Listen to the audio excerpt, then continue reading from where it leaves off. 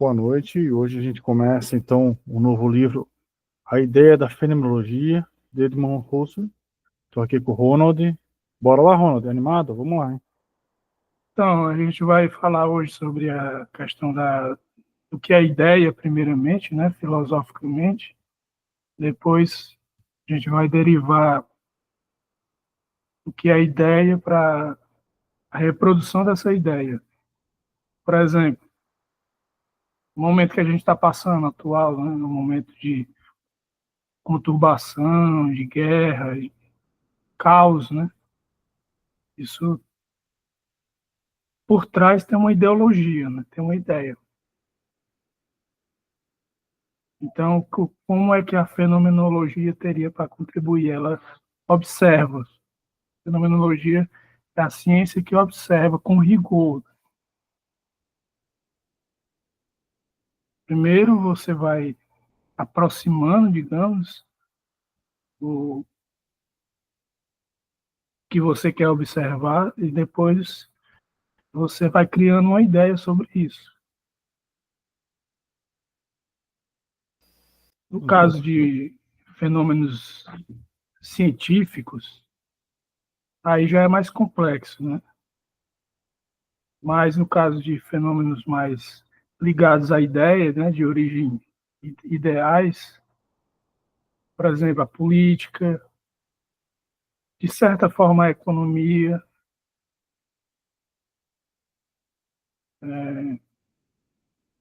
que a gente podia chamar de ideias platônicas, digamos assim. A ciência também não deixa de derivar das ideias platônicas, mas aí já é outro assunto.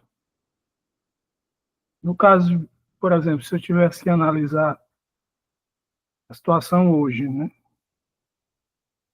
quase ninguém fala porque se você se compromete, né? No momento que você fala, você se compromete. Mas eu não me importo em falar assim. Por exemplo, digamos que haja uma terceira guerra mundial. Quais são as implicações disso, né, na sociedade supostamente global e de globalização? Ao meu ver, não tem nada, porque cada um quer defender o seu, né? Não é verdade? Cada um quer defender, por exemplo, o Estado brasileiro quer defender o Estado brasileiro. O Estado norte-americano quer defender o Estado norte-americano. Mas, por conta da situação, uniões estão sendo feitas, né? E isso é importante. Só que quais são as condições, né? Aí entra o fenômeno, né? As condições de verificar esse fenômeno. Uma vez que você vê Estados Unidos e outra nação entrando em contato, você observa a cultura, a política, a economia, vai vendo se realmente há uma combinação, né?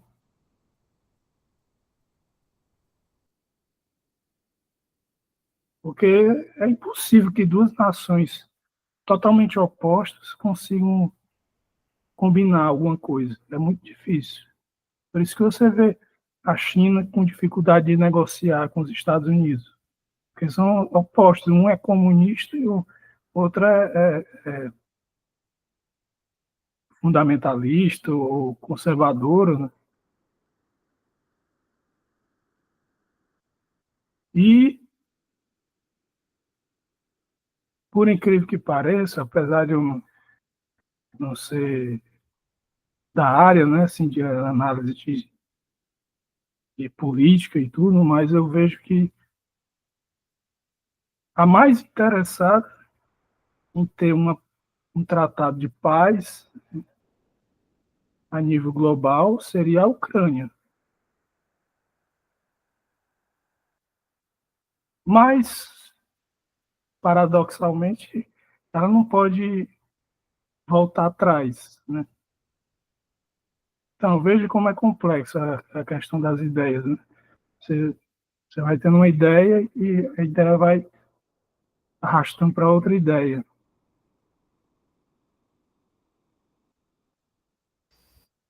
Com, Agora, com o certeza. que o Russell tem a contribuir, né? O Russell, por exemplo, ele viveu numa época de guerra, né? Mas era outro contexto. Ele teve que pegar todos os livros dele, colocar numa pequena aeronave e fugir, porque senão o nazismo, né, acabava com as obras dele. Eu vejo que nessa guerra não existe, ou nessa possível guerra, vamos dizer, não existe queima de monumentos, então ainda tem o respeito dos tombamentos, né? É importante isso, porque você não pode chegar e quebrar um monumento que é de uma nação. Se você faz isso, você destrói culturalmente a nação.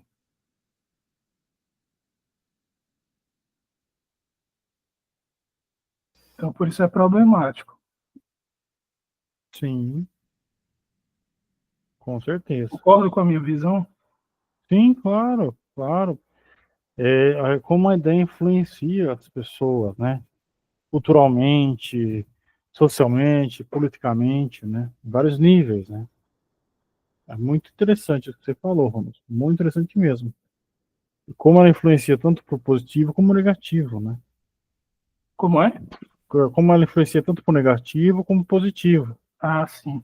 né? Porque mesmo uma ideia, por exemplo, assim, de existir essas diferentes culturas, também dentro delas tem coisas muito positivas, assim como tem coisas muito negativas. Então, tudo dentro de um fenômeno, né? Hum. É muito interessante. Gostei bastante do que você falou. Então, no caso do Russell, é bom a gente analisar o fenômeno, né? Observar o fenômeno. O fenômeno, no caso da fenomenologia, como eu disse, não é científico. Não é, a gente não vai pegar o que está acontecendo do ponto de vista do que os cientistas estão fazendo, até porque eles não gostam disso, né? O jornalismo já é mais aberto, porque a mídia tem que divulgar, então ela mesma se compromete, né? Agora, o cinema, por exemplo, não deixa de ter a sua responsabilidade, o seu papel, né? Porque é um reprodutor de ideias. Como Deleuze diz, não é uma máquina de ideia, produzir ideia. O que mais que eu posso dizer?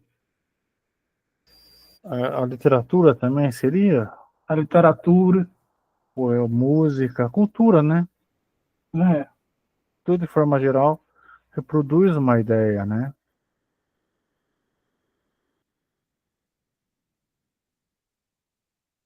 O que que você acha? E aí a questão da fenomenologia que compromete é o, os eventos particulares e os eventos universais, digamos. Particular é o que é de cada nação. Então você tem um certo protecionismo, né? Vamos dizer assim, porque a nação não pode veicular tudo que ela tem.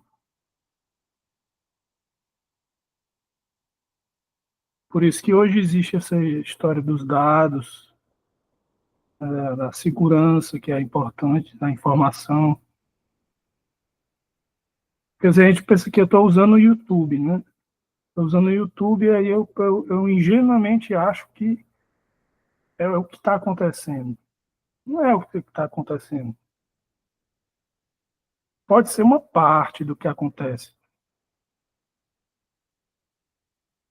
Porque a mídia, ela vai pegar só o que for revelado, assim, vai pegar o que é conversado realmente, assim, politicamente falando.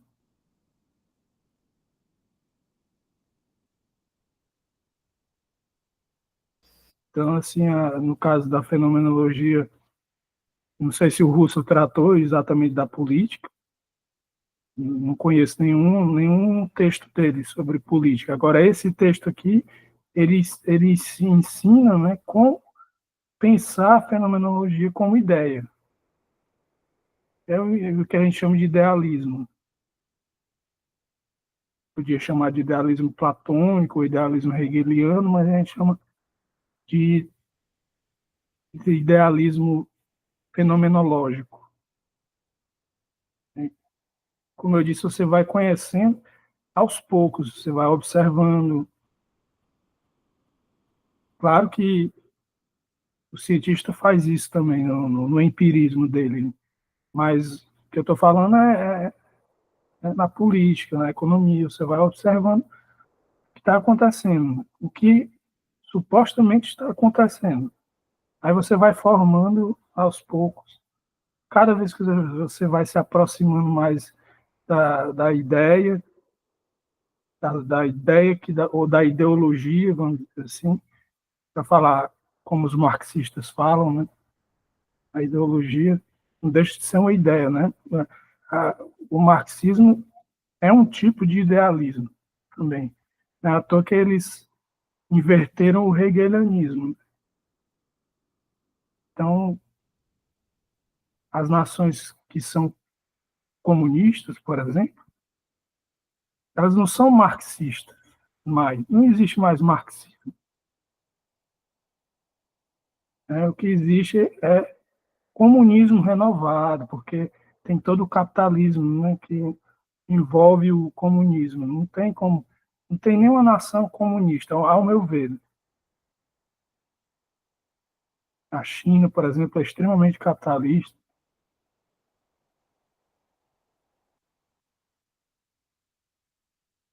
Então a gente pode olhar aqui no índice que tem. Espera aí, eu vou abrir aqui, espera aí, vou. Você quer que comece aqui no. Deixa eu ver. Eu pensei que tinha tirado a imagem. Mas você tinha tirado. Você voltou agora, mas tinha tirado assim. Agora sim. Vamos começar o livro, então, Ronald? Pode ser. Vamos começar desde a primeira página aqui, né? Vamos lá, então. Na versão deste famoso opúsculo de Edmond Russo, que constitui o segundo volume de Russelliana, foi minha proposta aderir o mais estritamente possível ao texto original. Apesar de ser claro, conciso e logicamente concatenado, nem sempre prisma pelo fulgor literário, e por vezes mostra-se demasiado redundante. Impus-me, pois, a fidelidade total à expressão e ao conteúdo do pensamento de Rousseau. Procurei, para isso, encontrar ou adaptar termos correspondentes, que, embora não muito vulgares no nosso idioma, lhes são, no entanto, consentâneos e não ferem a sua lógica interna. No fim do volume, um breve glossário inclui os termos mais nucleares, ou, pelo menos, mais problemáticos. Prestou-me grande ajuda a tradução espanhola de Miguel García Baró, de que aproveitei a seleção de notas críticas ao texto, aliás, por indicação da editora Martinos Nihoff, e uma ou outra solução relativa aos termos mais difíceis.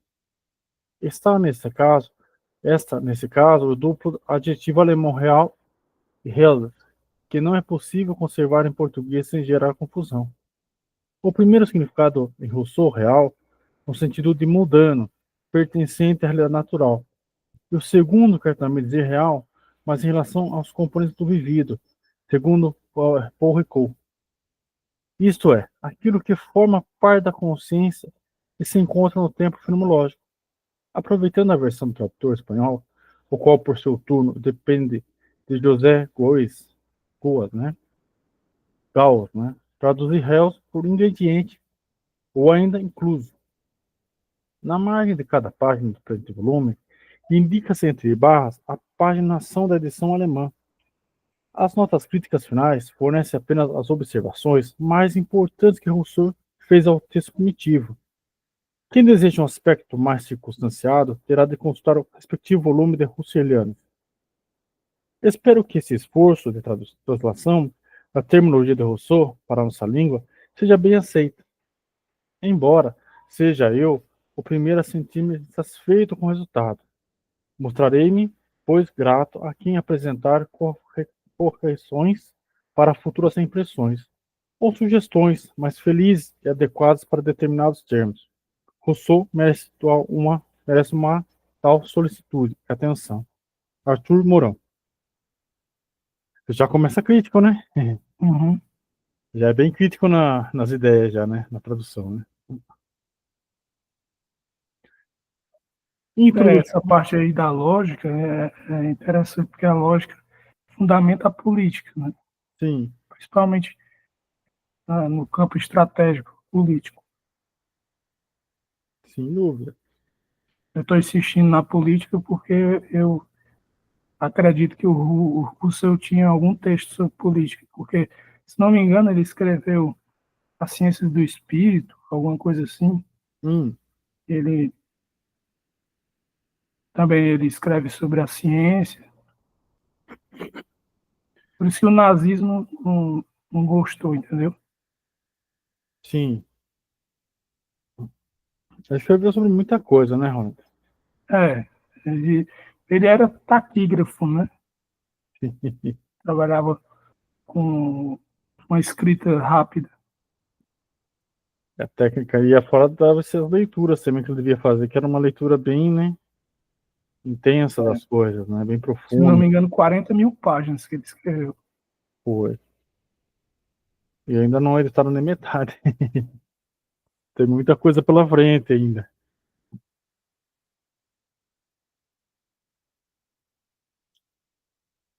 Introdução do editor alemão. O significado, assim, eu já estou lendo aqui já. Já estou no texto. Tá vendo? Ronald? Eu estou meio ruim da vista. Eu estou começando a ler aqui o texto, tá?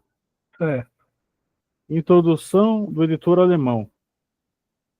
O significado das cinco lições presentes, a ideia da fenomenologia, introdução a fragmentos da fenomenologia e da crítica da razão, pronunciado por Rousseau em Cótega, de 26/4 a 2/5 de 1907, sobressai inequivocadamente quando procuramos entender em que momento da evolução espiritual de Rousseau elas surgiram, que viragem no seu pensamento representam. Eis que se propôs esclarecer essa introdução. 6 anos após o aparecimento das investigações lógicas, Rousseau atravessa uma difícil crise. Na altura, sofre ainda a humilhação de ver recusado pela Universidade de Göttingen a proposta do Ministério da Educação para sua nomeação como professor ordinário de filosofia. Parece que esses desprezo colegas o afetou mais do que ele queria admitir. Mas, mais grave do que este fracasso externo é a dúvida acerca de si mesmo que o atormenta e de tal modo que põe em questão a sua existência como filósofo. Desse desespero brota a decisão de fazer luz sobre si próprio e sobre sua tarefa.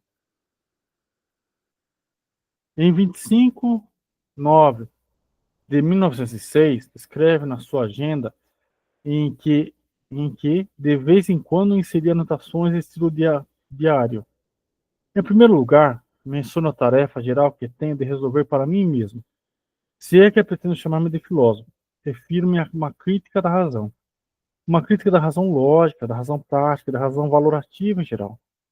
Sem clarificar, em traços gerais, o sentido, a essência, os métodos, os pontos de vista capitais de uma crítica da razão. Sem dela ter pensado, esboçado, estabelecido e demonstrado um projeto geral. Não posso verdadeira e sinceramente viver. Os tormentos da obscuridade, da dúvida que vacila de um para o outro lado, já bastante provei. Tenho de chegar a uma íntima firmeza. Sei que se trata de algo grande e imenso. Sei que grandes gênios há de fracassar. E se quisesse com eles comparar-me, deveria de antemão desesperar. A ressonância do título da principal obra kantiana não é acaso nenhum. Rousseau, nessa época, ocupou-se detidamente de Kant. Dessa ocupação veio a ideia de fenomenologia como filosofia transcendental, como idealismo transcendental, e a ideia da redução fenomenológica. Aqui renunciar aqui ao abordar a questão da diferença entre o pensamento de Kant e de Rousseau, em especial relativamente à ideia básica da constituição. A redução fenomenológica proporciona o acesso ao modo de considerações transcendentais, possibilita o retorno à consciência. Vemos nela como que os objetos se constituem efetivamente com o idealismo transcendental. Caminha-se para o centro do seu pensamento, o problema da constituição dos objetos na consciência, ou, como Rousseau também diz, a dissolução do ser na consciência. Essa parte aí é a questão da filosofia da consciência, né? Eu já não gosto de tocar nessa questão, porque a filosofia da consciência, para mim, já está ultrapassada, sabe? A gente tem a filosofia da mente, a neurociência, Hum, a história de consciência e tudo é transcendental. Isso era do tempo do Russell. Hoje a gente tem a ciência que explica melhor. Explica melhor. certo. Interessante. Você Interessante. concorda comigo? Então, eu não entendo muito de filosofia da mente, né? E nem de Uhum. neurociência, são dois. Mas, assim, é difícil dizer, eu até entendo quando ele coloca assim, É porque transcendental. você é educador físico, então é por isso que eu estou perguntando. Sim, sim. Mas, assim, é difícil para mim entender, assim, para mim também é difícil esse ponto entre a neurociência e a filosofia e essa parte acidental, né? Como elas se conectam ou não se conectam, ou precisaria desenvolver uma nova filosofia da mente usando como fundamento a ciência, né, a neurociências, sabe? Talvez muitas das filosofias modernas, elas talvez tenham que olhar para a ciência para ver o que não, onde fica assim os limites, né, de cada uma, até Uhum. que cada uma tem melhor explicação acerca daquilo ou não. Mas é um tema difícil. Consciência, filosofia da mente, consciência é um tema difícil. Principalmente quando você tem a inteligência artificial. Sim, Aí que a fenomenologia fica ultrapassada mesmo. é. Mas aí a gente entra naquela coisa, né? Mas a inteligência artificial é uma consciência artificial? Então, o que seria uma consciência artificial? Então, também não sei também. Eu só estou especulando, só, entendeu? Será que a consciência ela é uma coisa só Não, a do. consciência ela é autorreflexiva. Hum, Eu consigo pensar sobre mim mesmo. Um autômato consegue fazer isso? então, será que um dia vai conseguir? Pois é. E para que ele iria é, fazer isso? Olha, Refletir sobre si mesmo. Aliás, eles têm si mesmo. então. Você já assistiu aquele filme Eu, Robô? O robô? Eu, Robô, Não, do Isaac Asimov, que é com o Will Smith. não. Então, aí aparece lá um robô que ele tem consciência. Só que é interessante no filme que eles desenvolvem uma certa consciência para beleza, para uma coisa assim, sabe? Eles desenvolvem uma certa consciência para entender e achar belo. Hum. Será que a nossa consciência não tem essa relação de entender as artes, por exemplo? Sei lá, só uma especulação que Eu diferencia tive um nós. professor, o professor Woods, que ele dizia que a consciência tem uma função, entendeu? Uhum. Uma função.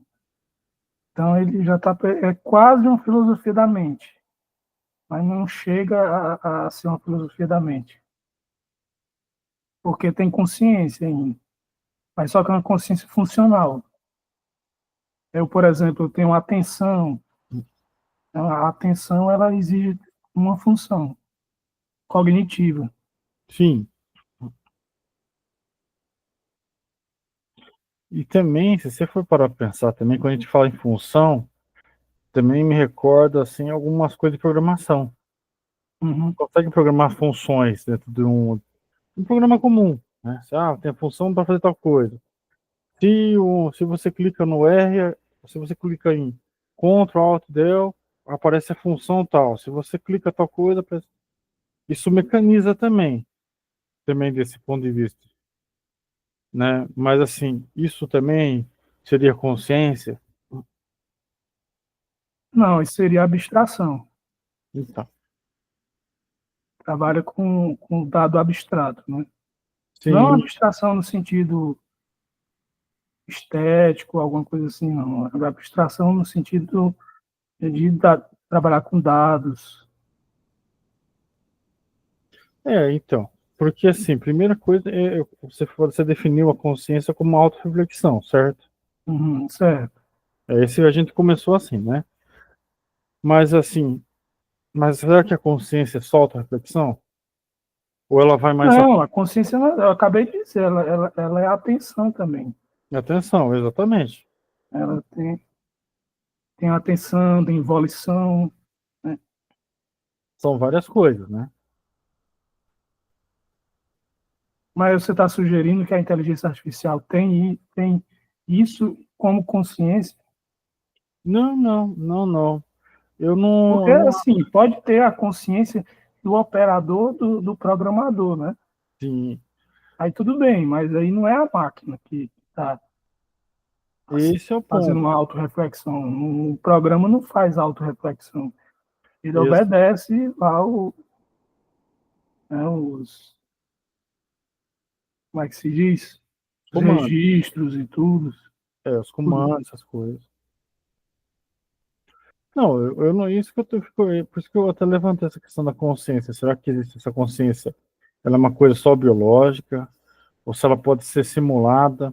Porque eu lembro, em um livro que eu li do Han Jonas, que ele é um filósofo da biologia. Não sei se você já ouviu falar sobre ele. E ele, Acho que sim. e ele fala nesse livro, não é um livro especificamente sobre ele, mas é uma geral. Ele fala de um experimento que o Daniel Dennett, que é um filósofo da mente bem Uhum. reconhecido, né? Ele fez com inteligência artificial em 89, com nanotecnologia. Ele tentou simular uma consciência artificial. Eu lembro disso porque marcou muito essa parte dos textos. E ele não conseguiu. Em 89, não conseguiu. Mas e ele falou, bom, não vamos conseguir porque é muito cara. Talvez um dia se baratear a tecnologia, nanotecnologia, talvez a gente consiga desenvolver uma consciência artificial. Eu acho muito difícil, porque para você refletir sobre si mesmo, do ponto de vista biológico, certo? Uhum, Implica o quê? Por exemplo, se eu olho a cor vermelha, eu lembro do sangue. Aí o sangue me lembra de, sei lá, alguém que morreu. Aí eu começo a refletir sobre isso. Um robô jamais vai fazer isso. sim. Ou você acha que um robô pode fazer isso? Eu acho que não, porque também tem uma coisa que é nossa, que é contemplação, né? Como que um É o robô quê? contemplação? Sim. Por exemplo, assim, a gente consegue contemplar uma arte, uma rosa, um quadro, não de uma forma mecânica, não de uma forma matemática, mas existe uma coisa a mais ali dentro, sabe? E também, É por isso que o pessoal dessa parte, né, de tecnologia e tudo, eles têm muita dificuldade de entender certas questões existenciais, por exemplo. Por que que eu faço tal escolha? Eles querem produzir, a produção, uhum, trabalho. É diferente de você. enquanto ser humano, você passa por uma condição, uma determinada condição e você reflete sobre isso. Hum, Aí você pensa, não, eu errei, ou sei lá o quê. sim, é verdade, é verdade. É, não só errei, acertei, ou eu senti, porque eu acho que o sentir é muito profundo, né? E faz parte da consciência também, né? Faz parte da consciência. Agora, eu também uso as funções neurais, né? Atenção, volição e etc. Sim, Quer dizer, uma coisa tá, não elimina a outra. Agora, não. como eu disse no começo, eu não, eu acho a fenomenologia ultrapassada Hum, nesse aspecto, nesse né? aspecto. Isso. Sim. Mas será que aí é que tá? Será que ela. Eu vou observar um fenômeno, Uhum, né? Quem observa é a consciência, sim, né? Agora, se eu coloco um autômato, uma máquina, só se estiver por trás um observador, né? sim, Aí ele vai fazer o quê? Ele vai deduzir, ele vai inferir, vai fazer vários processos lógicos. Mesmo que ele não saiba o que é uma inferência, uma dedução, uma indução. sim. E aliás é o que mais existe, pessoas que não sabem o nome das coisas, mas conseguem fazer coisas maravilhosas, né? Cara, eu vou ter que desligar agora porque minha Peraí, família está fazendo barulho aqui. peraí, deixa eu parar a gravação.